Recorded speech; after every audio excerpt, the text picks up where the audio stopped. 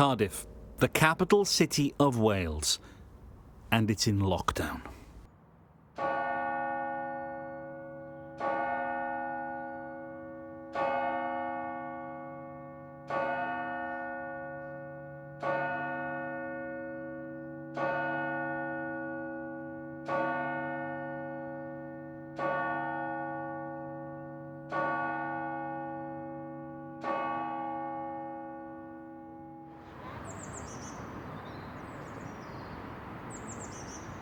Birds now compete with the little traffic that's left as to who can be the loudest.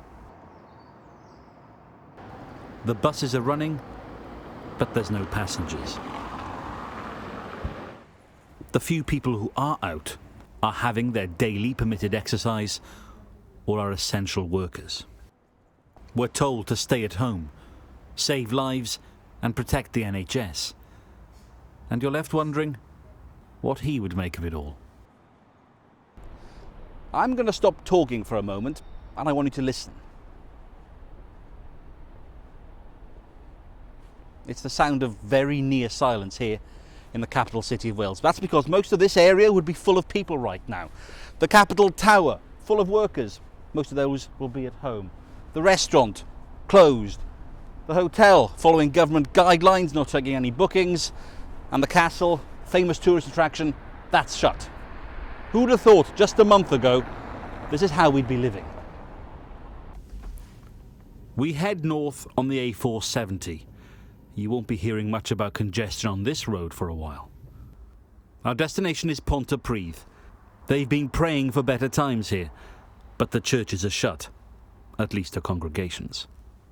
As you can see, this started 2 in midnight. This was the scene after the floods in one cafe in Pontypridd. They've worked day and night to get ready to reopen, and then coronavirus came. It must feel like one thing after another for you. It is. I trying to stay strong because to get over it, but it's very painful that you don't know what's going to happen. We can't analyse it because we haven't been in a situation before. Can you survive these two massive events? I promise my staff to keep their job safe, but I can't promise myself to keep my businesses safe. Face masks are now a common sight. People are being politely reminded to keep their distance, and if they don't, the police are here to make them. I open the cupboards, there's nothing there. Some would rather not be out at all. Heath has some serious health conditions, but says he has no option. I live on my own, and there's no one else around me to go shopping. I'm down to my last loaf of bread and my last couple of spoonfuls of coffee. So I've had to come out today to get essentials. What's the atmosphere like when you go out and about on the bus or in town? Well, I came here this morning and it was quiet. There was only about 3 people on the bus, and the bus driver did say that the police had been on there and everything, checking to see where everybody's going. But yeah, it's not a normal afternoon. In Treorchy, the schools are closed, and so are the playgrounds. Locked gates giving the clear signal that although it's sunny, stay away. It's hard to believe, looking at this high street now, that it won the top prize at the High Street of the Year Awards just in January. The laundrette is one of the few businesses allowed to stay open. Well, usually this time of year, when the sun is out, the footfall in Treorchy is quite heavy.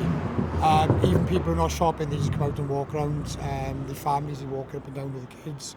But I mean, the last 2 days has been dead. What a difference a couple of months make, eh? Yeah, or a couple of weeks even.